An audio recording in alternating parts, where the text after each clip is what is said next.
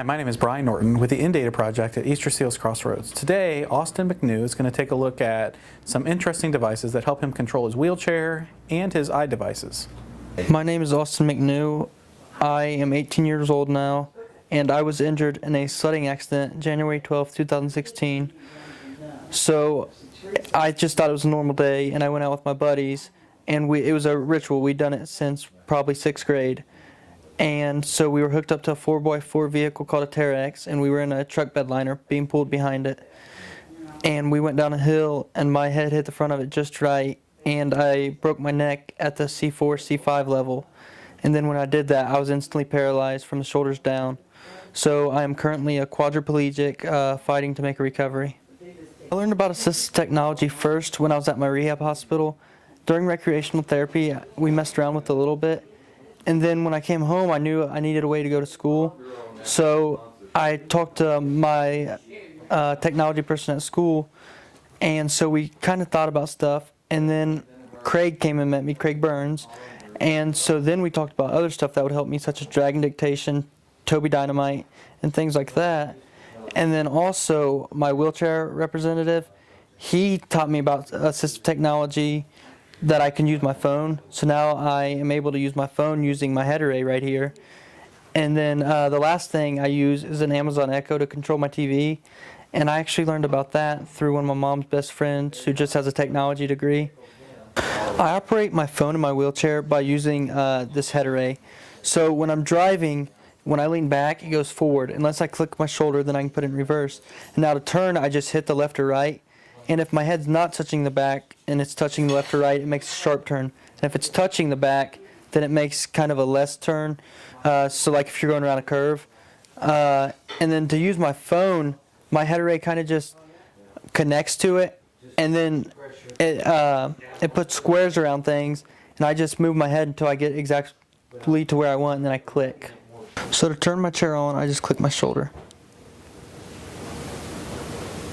Then right here with the green arrow, you can see that it's in the mode to drive forward. If I want to go backwards, I just click my shoulder again. And now with the red arrow, you can see that it's in reverse. Then if I hold my shoulder for 3 seconds, I can go into these different modes, such as all my different seating options. Then to get back to my main screen, I would hold my shoulder for 3 more seconds, and then 3 seconds again. And so now I can change my profile, which makes it into a faster speed. If I turn it all the way up, it goes 7.4 miles per hour. Now, if I go into my other speed, I can just change it in less speed increments. And then now I will show you how I work my phone with my iDevice. So now I'm on my phone. So now that I'm on my phone, I'll show you how this works. So right now you see that blue bar around the top row. If there's anything I want to select, I tap my head back once, and now I can select anything individually, such as the camera. And then if I want to go to home, I would hold my head on the left side for a couple seconds. So now I will show you how it worked to text. So all these rows are highlighted. Then once I get down to messages, I tap my head once, and then I tap it again. And then now, so if I was going to send my mom a text saying, "I am Austin McNew," I would tap that once, and then I would go down to the A, and then am. And now this can be slow because it selects everything individually. So as you can see, it selects that, and then it selects smaller increments. So I'd have to go over to the S. So this can take a while. So every now and then, I will just use Siri to do that, which I can show you how to use Siri too. Text Mom, "I am Austin McNew." And I could just press send right here. And now I will also show you how I can use social media, and I'll just show you Facebook, for example. So I would just go over here, and then now I can just go over to scroll, and I can scroll through all of my friends' stuff and see everything. Really, with this device, sky's the limit. Anything you want to do, you can pretty much figure out how to do.